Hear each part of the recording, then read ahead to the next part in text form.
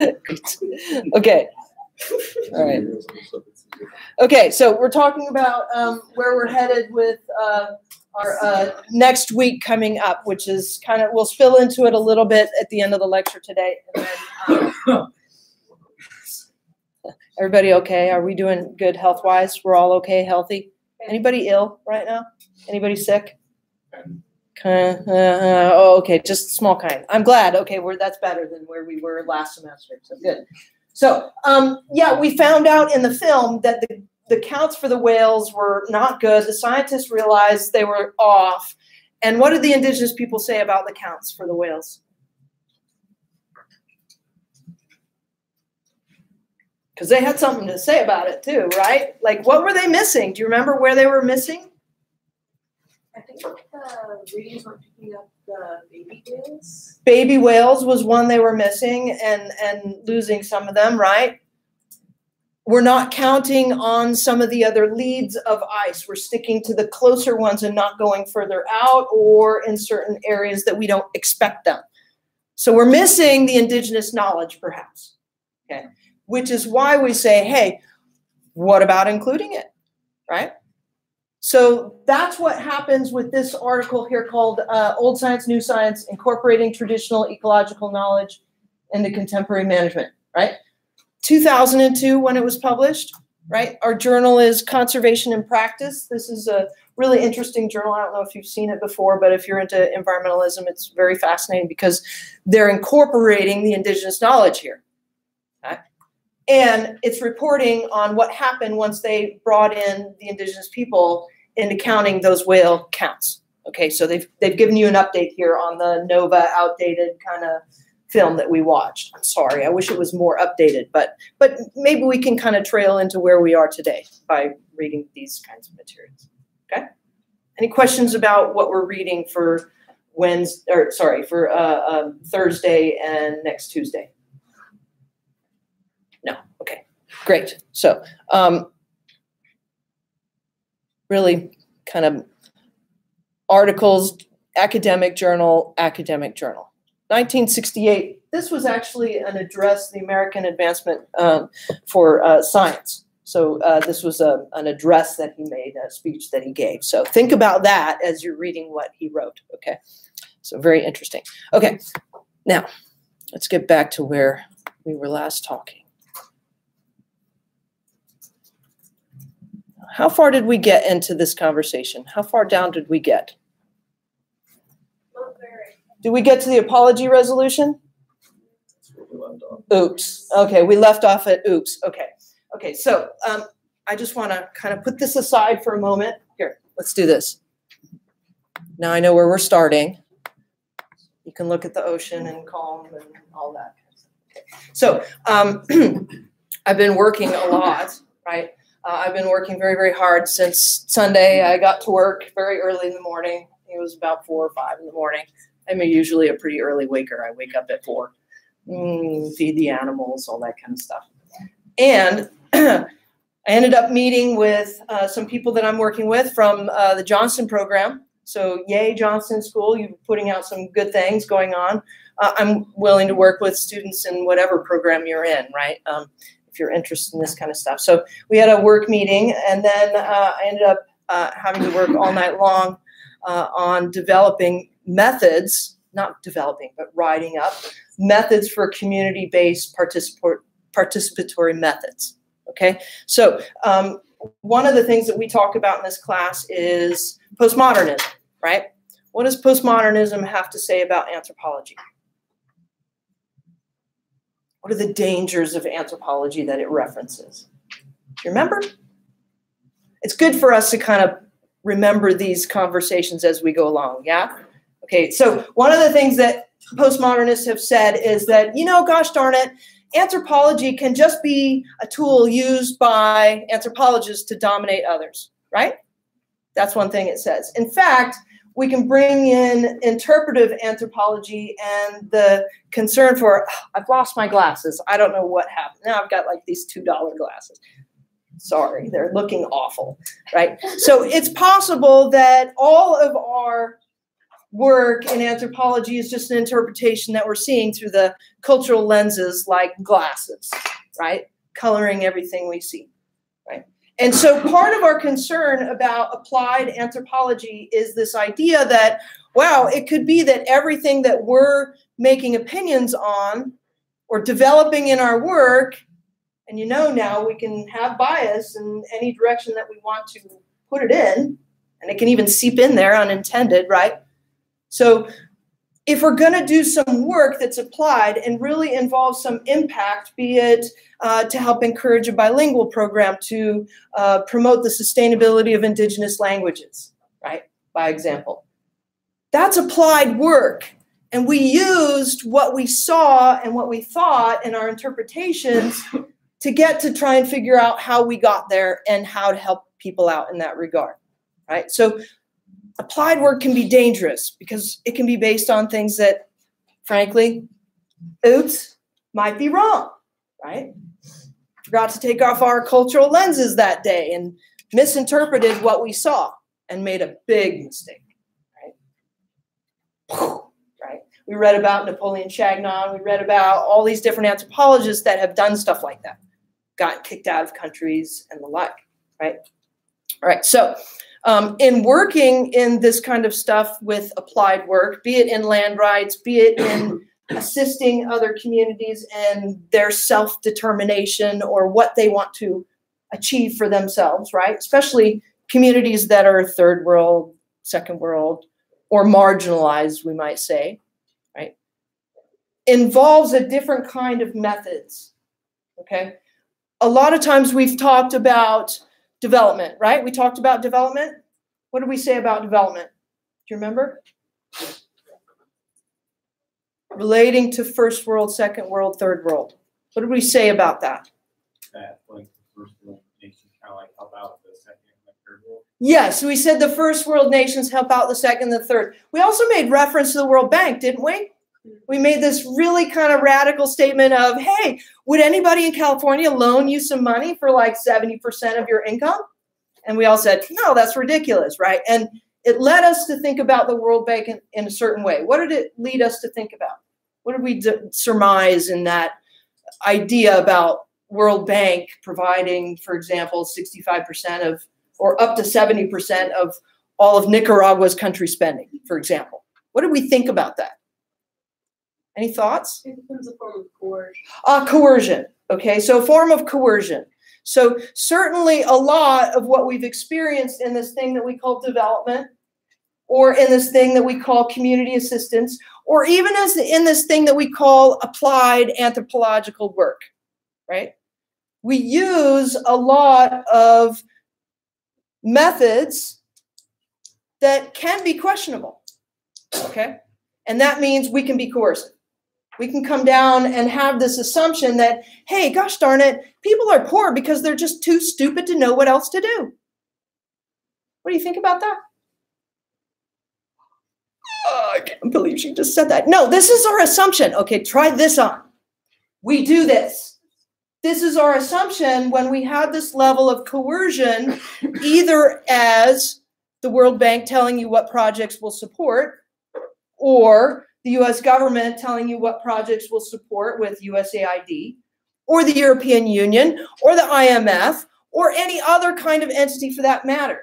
United Nations, try that on, okay? So when we talk about development, when we talk about applied work, when we talk about assistance to others, even and especially in the third world, we need to recognize that a lot of what we're doing is coercive, comes with the assumption that people are too stupid to know how to not be in poverty, which is not true, okay? Looking at the counts of whales, we can say, gosh darn it, it might be the absolute reverse. They might be the best people themselves to know what they need, right? And that's why with the UN DRIP, Declaration of the Rights of Indigenous People, we say self-determination is one of the biggest pieces that are most important because they themselves are the only ones that know exactly what they need, what's best for them. Far be it from us to come from the north or anywhere else and say, oh, you got to do this because this is how you do it, right? That's like putting on Lewis Henry Morgan's hat and just jumping right back into unilinear evolution. You like this conversation? You see how I'm weaving it with what we've already learned? Yeah. Any questions so far? No? You get it? Are we on board? Okay. All right. So one of the things that we do in the field is we act as facilitators. So there might be a case where I have some knowledge about something, right? Maybe it's solar electricity, by example. I'm not saying that's the case. I'm just saying by example, okay? So let's say I know a lot about solar electricity. I arrive and I start talking with the community and say, you guys need to install this new mini grid system, and then you'll be able to have your own electricity, and you can do this project and this project and this project. So I could take that attitude, or I could come down and say, I'm an expert in this. I also have other connections with other entities. I'm here to help you. I'm ready to listen. Tell me what's important to you. Okay. Now, there's some tricks with this because maybe on the invitation, the only people that arrived to the meeting were the men. This is what happens with my yagna. All the women stand outside and they look through the little grading of the primary schools and high schools, and they don't get to participate, right? So I might be specific about my methods to get that female voice, right? And remember, we talked about translations and how difficult that might be and how we have to be really creative in that regard, right? Maybe even hire somebody that's my yagna that specializes in those kinds of issues, gender kinds of focused studies, okay? So one approach. But in general, what we're talking about is something that's been termed community-based participatory methods, okay? Community-based, meaning it's the community that is really generating this, right? Participatory methods, meaning I don't have a clue what it's going to look like until we come to an agreement with our work together in this kind of seminar, conference, community meeting type of thing. Got it? Right. So that's one of the things that I've been working on writing up. Now, it's interesting maybe for you to note that, did we talk about Davos and the World Economic Conference? And the World Economic Forum. I'm sorry, I misspoke. Did we talk about that? Does anybody know about it? Did we talk about the G20 in this class? Gosh, we need to start at the beginning. Did we? No! Oh my gosh. Well, let's start there. Okay, so who's the G20? I mean, you don't have to tell me who exactly and give me a list, but like, what are we talking about here? Is it the GUI-DUX 20? What is this? What does it stand for, the G20? Yes? Aren't those like 20 member states of the UN that use up? Yeah, member countries, right? Big member countries, okay? And then we have another thing called the G8. Oops, sorry, not 80. The G8. Okay, should we find out who they are? Let's find out who they are.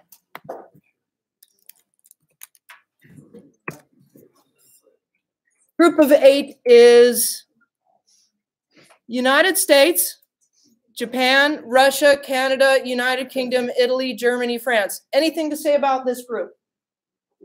What do you notice? First world nations, good. Anything else you notice? Anything about those specific first world nations? I think it's missing China personally, but very, very powerful economically. Yes? Strange, it's missing China. All right, okay. Let's see. Is there? Is it? Oh, Russia. Yeah, Russia. See if we go any further. No. Digital cable channel. Didn't go any further. Right. We have something called the quartet, but that's related to Middle East, right? We know that. Okay. All right. So we have some very, very powerful countries, And at the World Economic Forum that we have in February, which is always in Davos, Switzerland, right? In the middle of this beautiful country of snow and all this kind of stuff. They can go skiing on the break if they want to. And people came together for that, the G20, G8, and some of the more powerful companies in the world, and people, individuals as well, right? Some of our top individuals that showed up, Bono from U2, do we know him? Okay.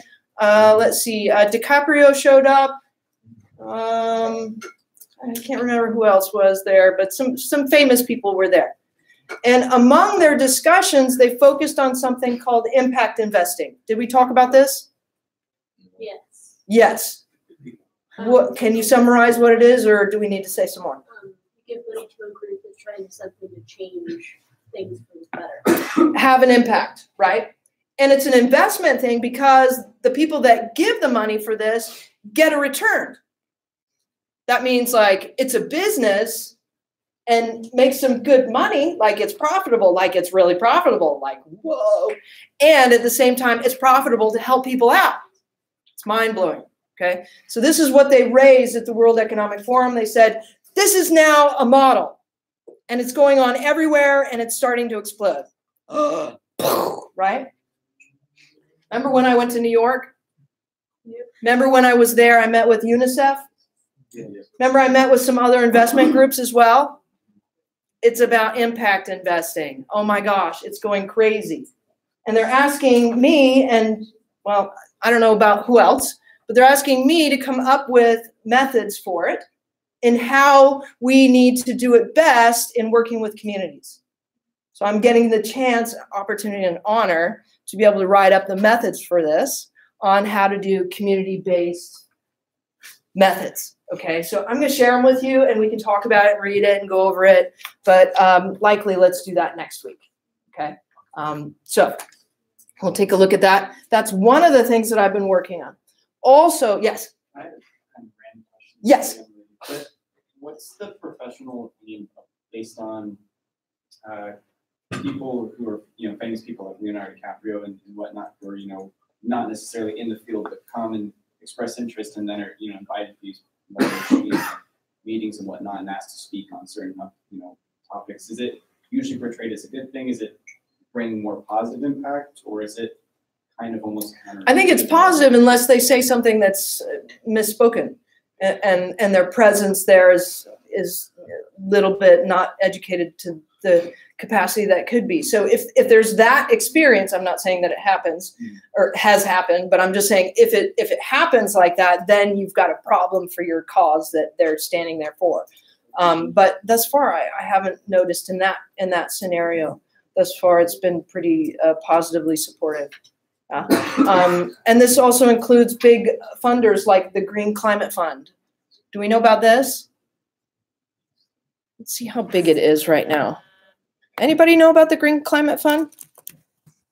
Heard of it before? No. Where are we at?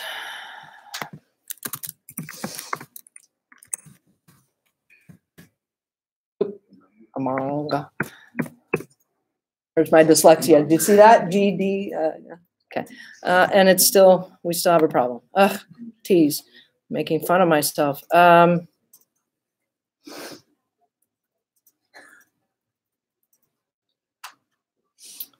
$13.1 billion. This looks like maybe 2019. That's a lot of money, don't you think? Yeah. One of the entities I met with in New York just got approved to manage their funds. So this is like, wow. Okay. So the Green Climate Fund comes out of the United Nations and also the IPCC. Do you remember me mentioning the IPCC? Yeah? Intergovernmental Panel on Climate Change. So these are things to affect change, especially in developing countries, using the model even of impact investing so we can make the biggest bang for the buck. Okay, so that's one big thing that we've been working on, and talking about people that can help be advocates is really great and helpful. Okay, so wow, amazing things that can make really big impact around the world, and being involved in that is just such a joy. Okay, so that's one thing. Another thing that I'm in the middle of, and it just kind of got thrown onto me. I kind of knew it was coming, but like it just hit and is still surprising to me. And that is, I'm working on connecting with the leaders of Indigenous people around the world. And I'm connecting with people on every continent. And they're people that I've been lightly connected with, but now I'm really getting connected. So I'm all of a sudden being very well connected with large, very big leaders of Indigenous people all around the world. And we're in the middle of working on some things that are exciting and promising. And you'll get the chance to hear about it as this develops. I have what's called an embargo on it. What does that mean, do you think? So I can't show you the documents that I'm working on, and I can't discuss all the details of it specifically because we have an embargo on it until mid-May. Okay, that means I can't talk about it. It's like a gag order. Okay, but it's exciting, and there are impacts for Indigenous people all around the world, and it's related to peace, and it's related to land, and it's related to human rights, and it's just really a lot of fun. Okay, so we'll talk more about that as we get along. Why don't we get into our discussion about Native Hawaii? Okay. So I think where we left ourselves was we were talking about blood quantum, right? We were talking about the concern about blood quantum as it related for Native Hawaiians. We mentioned that they are mandated for 25% blood quantum, right, as Native Hawaiian ancestry. It's proven through genealogical evidence, like birth certificates. Sometimes that's really difficult, right? And if they don't have the evidence, they can't get the recognition. If they don't have the 25%, they can't get the benefits of Hawaiian homelands and other things. We remember from the recent news, there's a discussion to maybe change that blood quantum number, right? So that's possible to change. In terms of documenting this kind of thing, I'll let you know what happened to the Mayagna of Awastingni. Yeah, we got all the names finally, and we turned them all into the government. Remember, we burned all our names at one point to protect their privacy, and then we had to give them all again, right? So went back and we gave them all the names.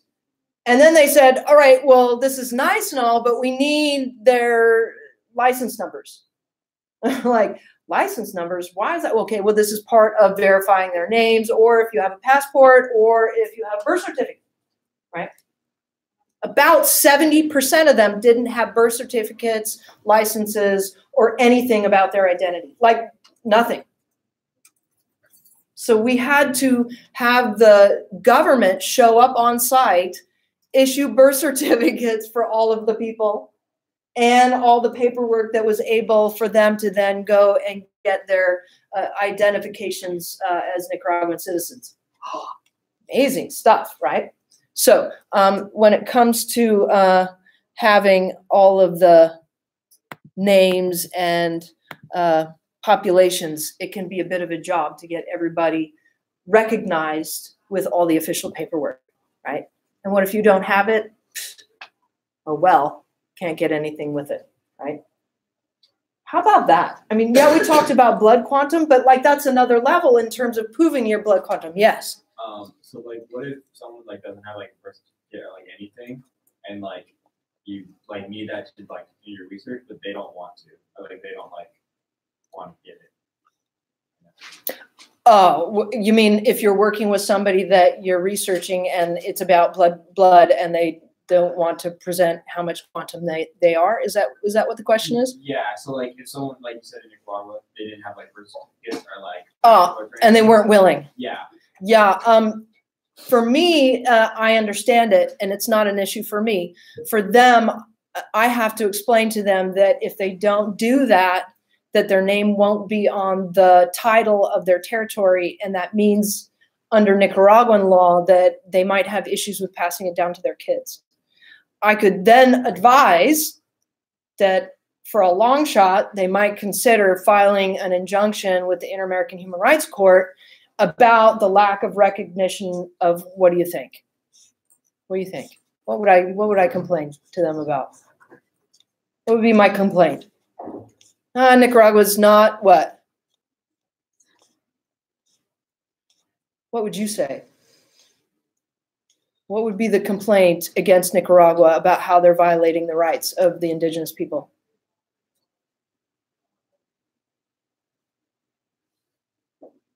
Not respecting the drip. Not respecting the drip. Okay, yeah, that's a good starting point, right? And what it is that they're not respecting in the drip specifically is what? Land rights. Okay, yeah, self-determination about culture. In other words, our culture isn't based on birth certificates. Our culture isn't based on licenses or identifications or passports. Our culture doesn't have those kinds of things. We know this through oral history. We know this through how we track our kinship. Our kinship levels might be different than the way you track your kinship, and your colonial structure imposes on my culture, making it so that I can't achieve my rights that you say are international and guaranteed. What? Right? That would be a long shot, though, wouldn't it? Be difficult to like try and change a law that recognized that kind of soft explanation of authority. Yeah?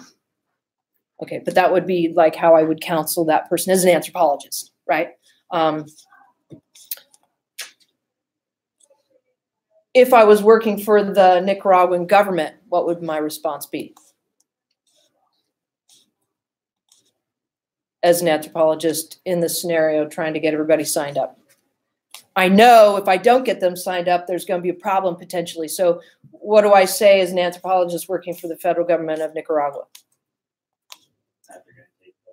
Yeah, they're going to take the land if you don't, or you're not going to have rights to it, right? Now, how do you think about that kind of pressure for me as an anthropologist putting on somebody else that I've been working with?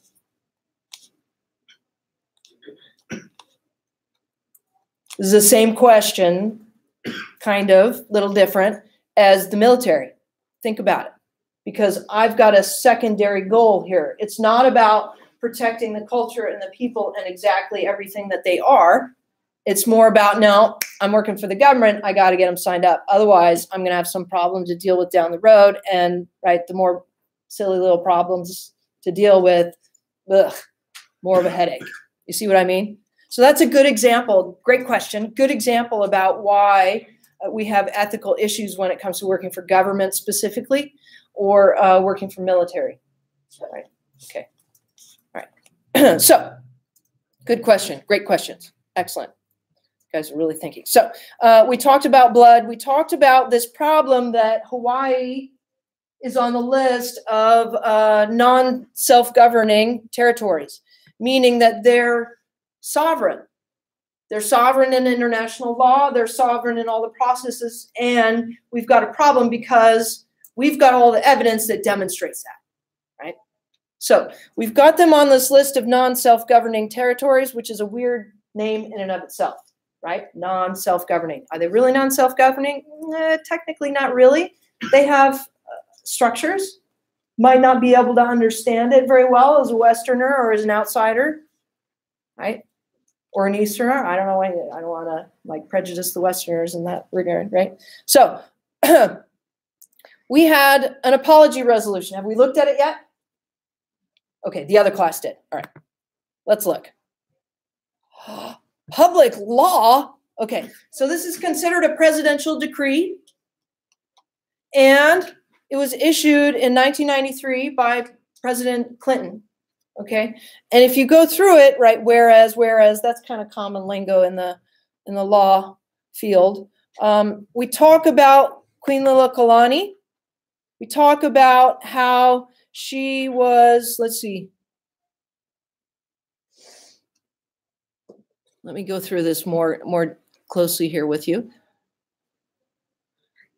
Caused armed naval forces of the U.S. to invade sovereign Hawaiian nation. Okay, so you see the word sovereign Hawaiian nation. This is a presidential decree from our U.S. presidential government, also called a law. What do you think about that?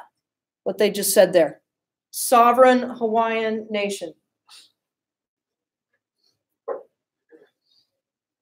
Surprised? Didn't teach you that in elementary school or in high school or middle school either, did we? Didn't even show you this law, did we? Came out in 1993. Where were you in 1993? No, really? Okay, so we should have. Shouldn't we have? I mean, if we were going to teach you about all the states, we should have shown you this law. Like, I mean, you should have learned by now, right?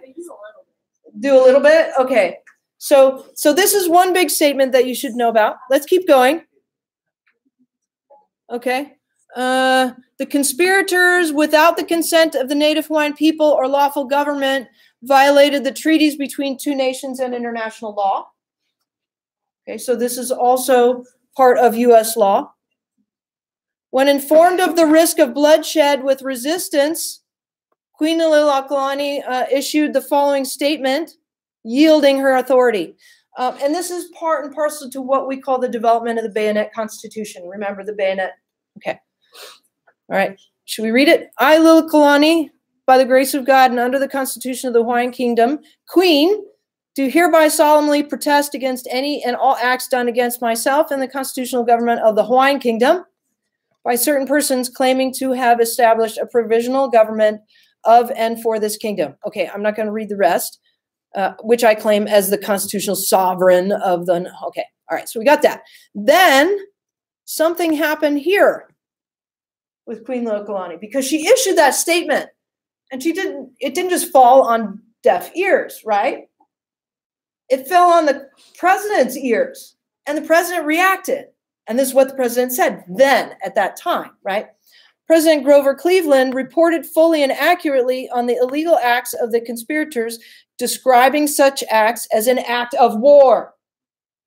Oh my gosh. This day and age, we said, yeah, we committed an act of war against you.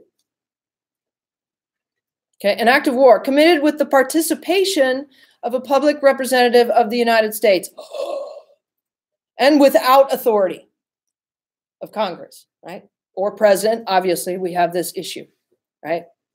Okay. Peaceful and friendly people was overthrown. Okay. Substantial wrong has been done. Queen was imprisoned in her own palace. Do you know of this? Okay, so you might even find on YouTube some little clips where we have the recapturing or, can't remember the name of the word, where we go in and take over the Iolani Palace as a mode of protest so people can be aware that this is really sovereign. Yes? The introduction thing that we read, is that like the same like thing? This is what we're talking about. Yeah, good. Okay, definitely. All right, so Hawaiian people never directly relinquished their claims to their inherent sovereignty. Oh my gosh, we just said this in law. Oh my gosh. Okay, so, yay. So happy. Are you happy? So, let me tell you about something else.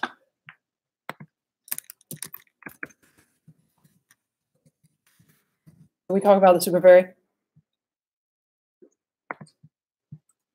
Oh, look at that. Hawaii super fairy. We even had manta rays painted on it. We came up with this crazy idea that we should have something called a super fairy, right? We said, yeah, we got flying back and forth, but wouldn't it be nice to take your cars? Yes, right? And we have some islands like the Big Island has a lot of rocks, a lot of lava, and like that, right? And like Kauai has a bunch of soil. And so there's different resources on different islands. So it'd be really nice to be able to take your car and go all over the place. Okay. But we had a huge argument about it. Huge. Some people said, man, get this thing going. Yeah, it's called a super ferry because it lifts up on hydros and goes, right? It's like a super train or a hydro. What do they call the hyperloop trains or something like that now? Yeah, the hyperloop. And it was going in the path of the humpback whale wildlife refuge that's protected and expanding as we speak by NOAA, right? NOAA. Okay. So we had a bunch of environmentalists that said, this is a terrible idea. And we had a bunch of other people that said, hey, this is just going to allow people to take the rocks from the Big Island and the fish and the, you name it. All different kinds of resources going to be taken illegally. This is a bad idea. And then we had some that said, this is a great idea, right? This is going to promote tourism, travel. This is going to be nice. It'll cut down on our travel costs to see our family, blah, blah, blah, blah, blah, blah. Split us up. And in the process, we decided to trump the environmental impact statement and get started on spending to get it and shipped and ready to use it before we even had that study done. Oops. And in the process, we found out that it was a terrible idea, and it arrived, and we had to spend a whole bunch of money, about $40 million just on the dock at Oahu. Right? We had to build a dock on Kauai. We had to build docks, and they were really expensive, right? So we argued about that, eventually decided, terrible idea. It came, it got sent back. We still had the bills, right? $40 million. That's a lot of money to try and balance being out for a state. I mean, you know, respectively, it's a lot of money, okay? So we had one idea that was brought up that was, well, you know, we could take the money out of the Department of Education. Like that idea? Let's take it out of the DOE. That's the only place that we can find it, right? For whatever reason. Terrible when they feel they can rate it like that, right? And then up came the idea of crown lands, otherwise known as state lands now.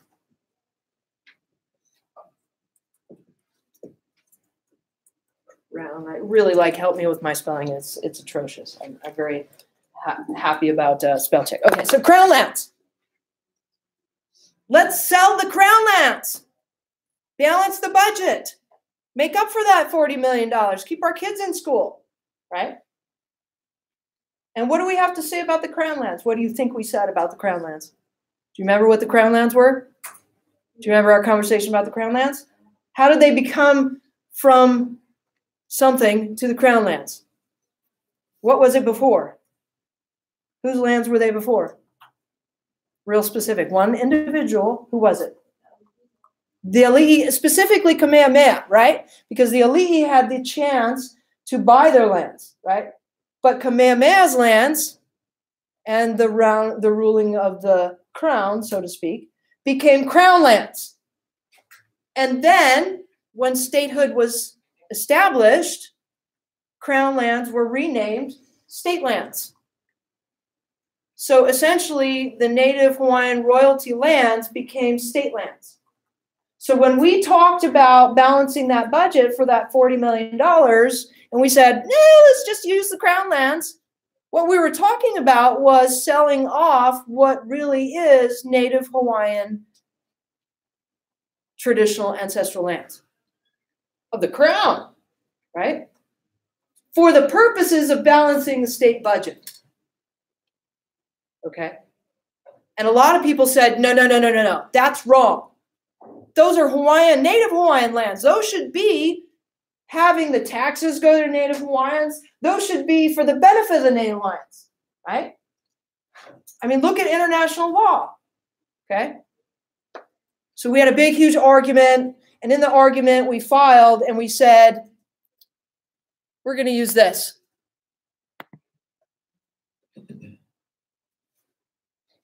Right? And they said, you can't use it in the court of law. What are you talking about? This is a law, right? Law, presidential decree, can't use it in the court of law. Any thoughts on that? Why? Weren't given an explanation. Just said not legal to use this presidential decree in the court of law for arguing cases like this. What would have happened had we used it?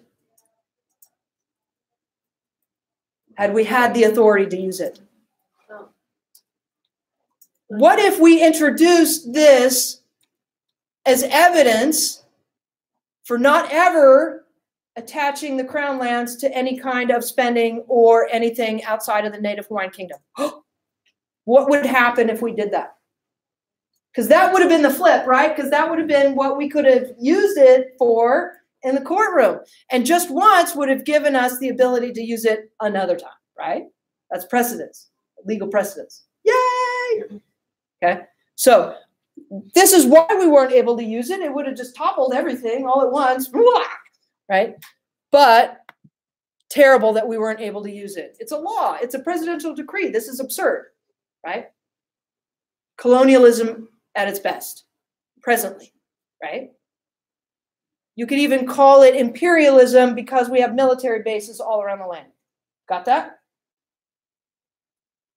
If you don't want to use those terms, call it post-colonialism. Be more fancy, right? That's a real postmodern approach.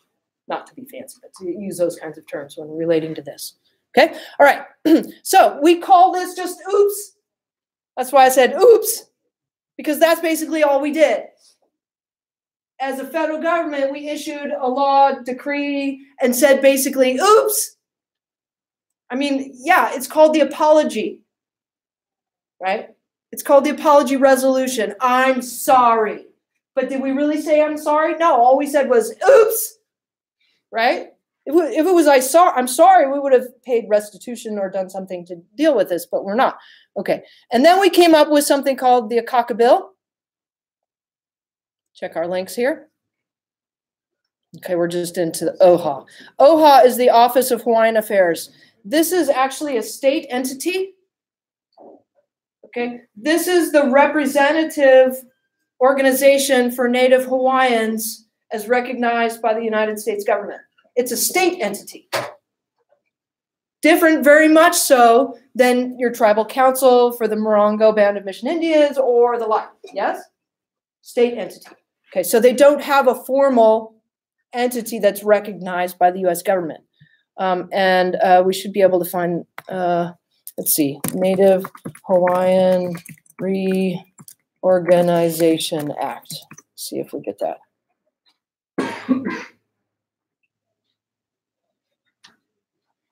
Gosh, we're real fast here, huh? Oh my goodness. Let's do something else.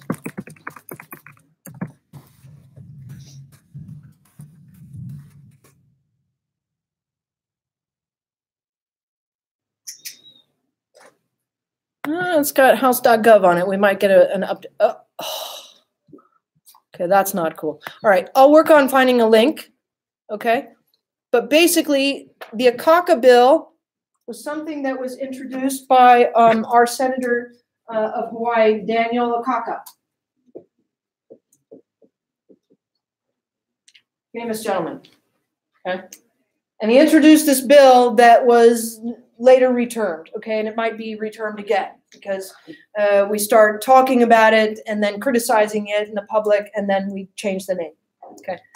So the Akaka Bill was something that was put together in the U.S. government with the idea that they're not recognized as indigenous. They're not Native Americans, right? We talked about this, correct? They're Native Hawaiians and officially not under Native American law, right? We had to have a special addendum when we did NAGPRA. Remember when we read that? We had a special addendum for Hawaii. That's why, okay, because they're not recognized as Native Americans. So the Akaka Bill was this idea that we want to recognize them. Did we talk about Kamehameha Schools in this class? No. Does anybody know Kamehameha Schools? Raise your hand if you do. One. Anybody else? No. Okay. Kamehameha Schools is amazing. Okay. They have satellite schools, but one of their main schools is on Oahu. Okay. If you remember our previous president, he made Punahou very famous on Oahu, right? The high school of Punahou. I would say that Kamehameha has an even better education. Okay. There's rivals and they go like this, right? Okay. But amazing school. They have bilingual education with Native Hawaiian, right? Immersion classes. They have a singing competition that every year will just blow your mind. It's televised. It's incredible. Amazing. right? And to get your kid into these schools, you got to be interviewed at a very young age, and they go through this big rigorous thing, and they meetings and all this kind of stuff. Is this what you know from your recollection? Yeah. Yeah. Anything else you can comment on Kamehameha Schools? I think you're accepted as a kid, but then you have to retest when you get older. Right. Okay. So it's like they watch you. You know, it's like it's a slow development thing, right? Very cool. Very amazing. Big deal, right?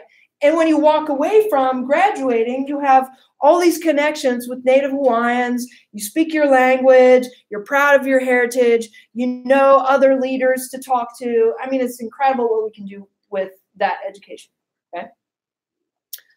Gosh, I want to say maybe 10 years ago, maybe 15 years ago, we had a little boy that was white that went tied up. I'm going to go to school, Kamehameha Schools. And he was rejected. This is a school for Native Hawaiians.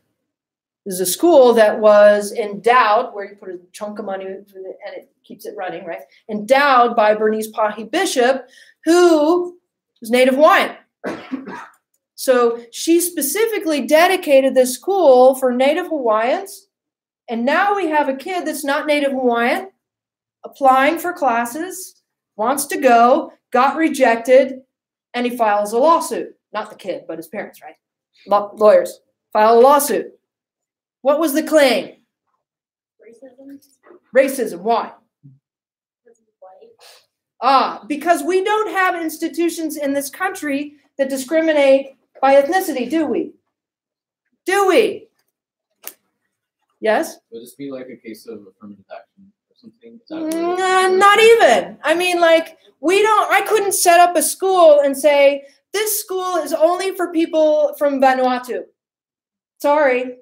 Like, legally, if it's sponsored with the DOE and their blessing, right, under the federal government, I have to open my doors to everything if I'm going to be a public school, right? Are they public school, though?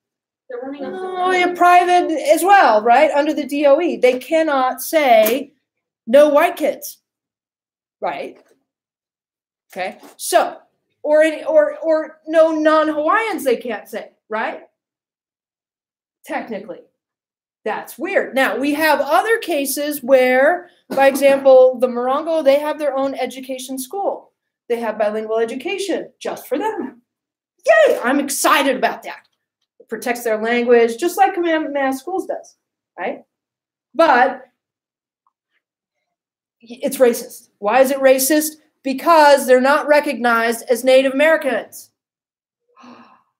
Let's think about this. So, the Akaka Bill was about recognizing Native Hawaiians as Native Americans. Let's give them all those full benefits as Indigenous people.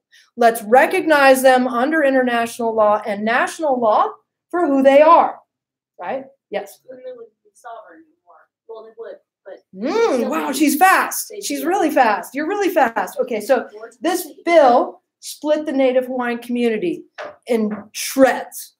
We had people within the same families, within the same roof, all saying, oh, yay, the Akaka Bill, and others saying, oh, no, this is awful. Because if we signed it, we got full benefits, and we could get all this funding, and we could get all this support, and we could get recognition as Native Americans, right? But if we signed it, we're giving up sovereignty, right? Like, what would we be doing that for? Okay.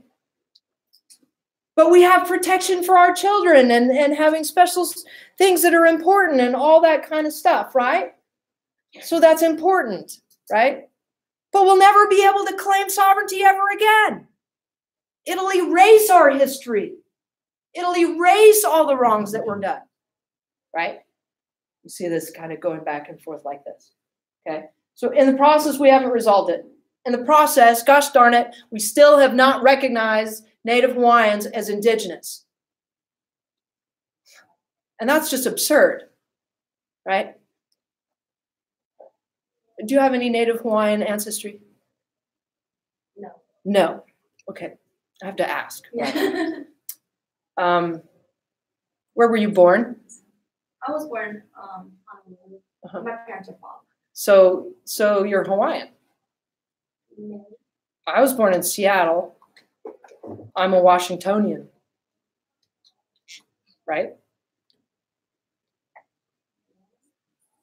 So do you see how we even blur that with that problem? We have people that are born in Hawaii that say, I'm Hawaiian. Just like I would say, I'm Washingtonian, right? I didn't list like I'm Norwegian, I'm not, la, la, la, la, right? So when we have a general public that gets used to saying, I'm Alabaman or I'm whatever, I'm Californian, and we have that being said in Hawaii, it makes this whole conversation even that much more difficult to talk about, right? So this has become an enormous problem. We want to secure the rights of Native Hawaiians as indigenous people. We want to secure the benefits that they so desperately need. Look, I mean, when we did that census, that's only 8,000 people that are full-blooded. And when we're measuring things by blood quantum, that's not so good, right? Talked about it being genocidal, okay? Okay, so recognition really for them has meant in our terms and on our terms of the US government giving up their sovereignty, which is quite an issue, okay? So other approaches that you might make, similar to what we're in the middle of doing right now, other approaches that you might make would be to gather the support of other indigenous, recognizing your indigenous status, right? Be huge, okay? Taking the power away from the federal government to some regard, okay? That list of non-self-governing territories is a little bit of an effort to that regard with the support of the authority of the UN, right? Because it's under the UN, okay? Okay, so let's talk a little bit about the UN DRIP. Any questions so far? No, okay. UN DRIP, Declaration of the Rights of Indigenous People, passed in September, I want to say the 13th, the 13th or 14th, 13th, I think, September 13th, 2007. I was holding class when the news came in. I just about exploded. We'd been working on it for a while, right? 35 years. This document was in draft for 35 years. We couldn't come to a conclusion on it. We started working on it, had a work group on it for 35 years. If you start your PhD studies, classes, right, program, start writing your dissertation, you have 10 years to finish. If you don't finish, you got to start all over again. It almost happened to my piano teacher. Got up to like a month before, and he was gonna have to either forget the PhD or finish, and he had a month to finish, right? 10 years, you're given in academia to finish this kind of thing. 35 years in draft. Okay, so it took us a lot to get through it, right? When we did, and we signed it, there were a few things that we focused on. One was restitution. Right? Boy, we've done some horrible things to indigenous people. Awful, nasty, horrible things, right? We're just getting into talking about it, unfortunately. Okay, so restitution is a big piece of standing up for their rights. Compensation. When we're talking about compensating people, one example that we looked at in a prior class was there was a case in Australia where the indigenous people are not even being allowed to argue for their land. They're only arguing for money. And the money is like a repayment compensation for having the land taken. Okay? And their argument was, man, this is just awful. You know, not even land. Okay? And the judgment that had come down was, I think it was either $1 or $2 million. Is that right? Was it 1 or 2? Do you remember? It was either $1 or $2 million was the payment that the Australian government was going to give to this entire tribe. Not sure on the numbers of people, so I can't really give you the orientation on that financially. But they appealed. The Australian government appealed, meaning they want to have to pay less. or even not anything at all. So we sometimes refer to that as the black armbanded view of history, right? Where we've like, we got to pay for something awful that we did, okay?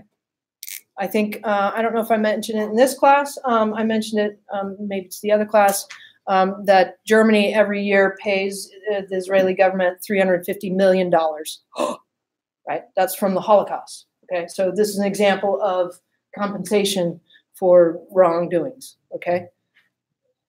Rehabilitation, maybe that means restoring land. Cool things happen with the Jesuits. Anybody know who the Jesuits are? Who are they?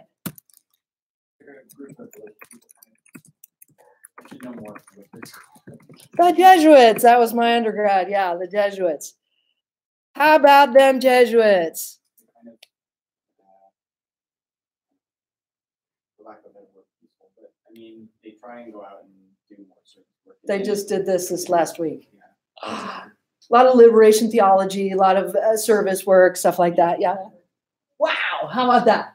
Right? Very cool. Just last week. Oh no, it's not last week. You're right. Maybe it just came, but it just came up recently too. So maybe it's finally coming back. Okay. Oh, good eye there. Well done on the date. Okay. It just came out, so I wonder what the news is. We should look that up. Okay, so in terms of rehabilitation, that's an example of rehabilitation, right? Satisfaction, meaning, hey, maybe there's a way that we can address some of these issues and make it so they don't occur again, okay? So one of the examples that we might give would be the truth. What about the truth, man? I mean, we don't know the truth. We're not sharing the truth, right? We talk in this class about some things that you don't learn. Why? Why don't you know the truth about what we've done with Indigenous people in this country or others? Why is there such a mystery about what we've done in Hawaii? Why are we even surprised when we talk about it as a sovereign nation, right? This should be part of our vocabulary as people that have been educated in our history, okay? Searching for the whereabouts of the disappeared. We talked about the Am I Next campaign. We talked about that. This is an example. Also, another example is what happened in Guatemala to the indigenous people. What am I talking about? Does anybody know?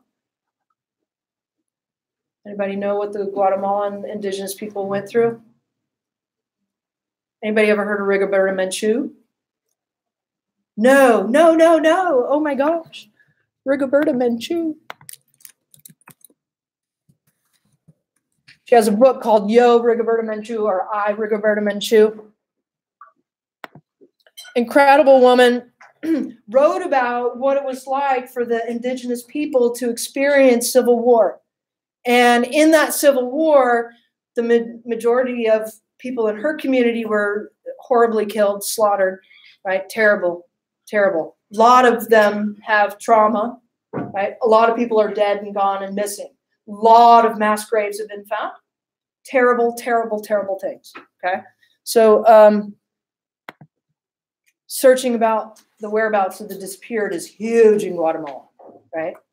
So that's a big thing down there as well. Reburial, right? Murder victims and anybody that's been discovered, okay? Thinking about Ishi's brain, right? Thinking about Kennewick Man, those kinds of things, okay? Declaration of Restoring Dignity. What might that be?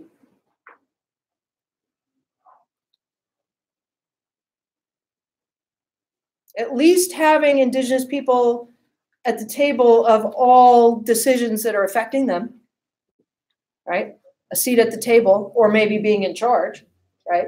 At the very least, that would be something that would be important for their dignity, okay? Also, maybe some of the ways that they're portrayed, addressing that as an issue as well, okay? Judicial sanctions, okay? Legal sanctions against those responsible for violations, okay? That might be a mining company, by example, okay? Might take them to court, for example. Might be able to take a mining company to the International Criminal Court and say, hey, look at this. They violated the rights of indigenous people. What would be a case that would be similar to that in Latin America right now that we've been talking about? Do you remember? Brazil. Good. Well done. Okay, so we could take that case to court and say, look, we've had some horrible violations of the whole entire community. They're homeless, death, right? Somewhere around 250, 60 people, right? In the latest event. Okay. Accurate accounts in the history books, right? Wounded Knee Massacre, Trail of Tears. Do we know that there was something that happened with Wounded Knee in 1973? Do you know about this? Were you taught this in your history books? Anybody know? What do you know? Yes. Murder. Lots of murder. Okay. How did we get there? Do you know? There's a group of colonizing people, and there's a group of indigenous people, and then there was a big battle. Yeah, and surprisingly enough, the indigenous people of this area took over the government offices for over 40 days. I never knew that happened until I started to look up this kind of stuff and say, oh my gosh. So also had a group of Lakota that produced their own passports and tried to use them to travel to a lacrosse tournament. Anybody know anything about lacrosse? Where'd lacrosse come from? Oh my gosh, the Lakota! Right? So like we've had some issues here looking at history and not really knowing everything about what's going on. Okay, so let's get the right kind of history that we're going to talk about. Also, we want guarantees that we're not going to repeat it. Okay? Got to have that as a part of all of this. Okay? Now, here's a couple of links for you. What's the first one? What does AIM stand for?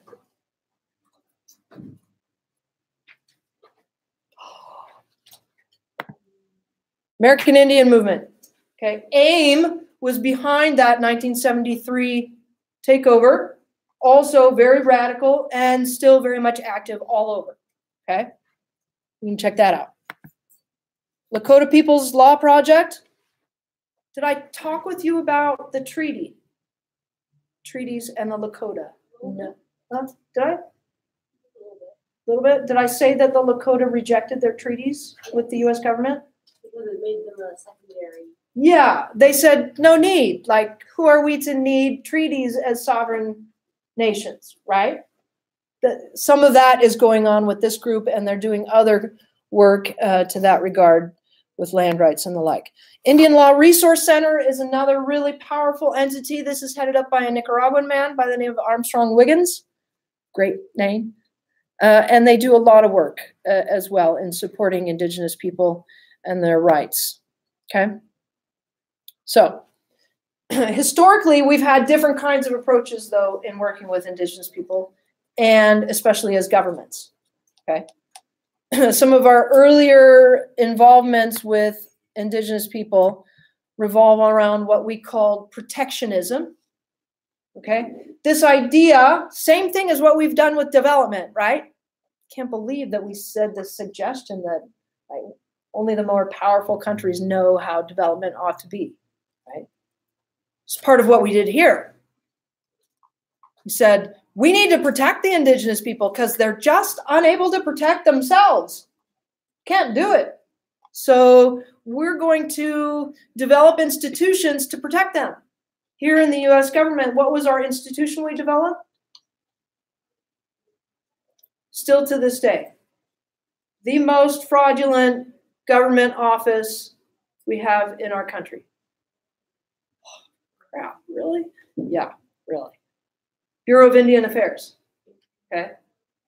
And what it does is all the reservations we have around the country, this is just land, all the reservations we have around the country are in a trust for them.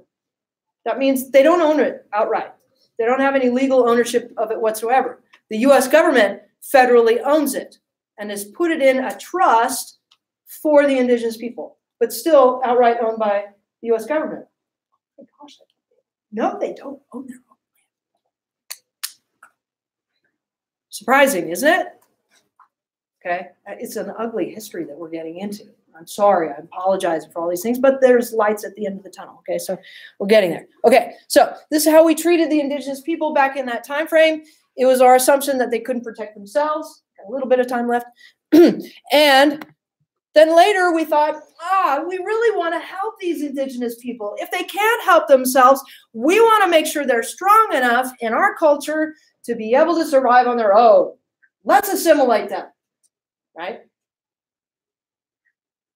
But in assimilating them or in making that attempt, it was really an awful idea, right? Violating all of the special aspects of their culture, not even having any care to preserve their culture, which they have rights to, okay, as humans. So that wasn't such a great idea. Assimilating them also gave us the right to take their lands. And in many countries, we use their lands for our own expansion of population. Not cool, right? So they lost lands. Okay. Today, this very day, if you're going to try and help indigenous people gain more land, that might involve buying up private land and putting it into their ownership. It's called fee to trust. Okay. Do you understand that term? Because we have something called fee simple, which is what we normally buy land on. Fee simple. So it's fee to trust, putting it into the trust, because we still have everything in a trust. Okay. So at this moment, if you're going to help indigenous people gain more land, you do fee to trust and put more money into that trust. So we still have this structure. Then in the 1960s, we said, we don't want to miss things. We want to preserve their cultures. We want to make sure they're still around, right? We want to make sure that they don't disappear. So we focused on what we call preservationism, right? We had culture reserves, and we had more focus on helping them gain rights to areas and sitting at the table with a voice, right? Man in the Biosphere was a big project that was coming out of UNESCO, United Nations, because they recognized, all our biodiversity hotspots that we call parks have people in them, right? We talked about this. Indigenous people in them. And that's who's managing them. So if we're going to protect parks, we're going to have to focus on the man in the biosphere, or human, right, as it were, okay? When we were getting into the 70s, though, we said, this really, this is still colonial, right? To have parks on top of people and not have them own their own lands. And the environmentalists said, oh no, what if they cut down all the trees, right? I had a conversation with one of the leaders. He said, all the colonists are cutting down the trees illegally. And they're sending their kids to college. I want to send my kids to college too, right? But he doesn't have the right to, okay. So it scared a bunch of environmentalists. They said, no, we shouldn't give them the right to land. And then we argued, we said, you know what? They're exactly the perfect people to manage their own lands. It's an international human right for them, specifically as indigenous people. And we need to stand behind them and help support them in their ability to manage, co-manage, and own their own lands, right? Even if it means lighting Santa Maria or Santa Marta on fire. Do you remember that conversation? Right. We lit the lands on fire because the government was going to sell it for all the trees.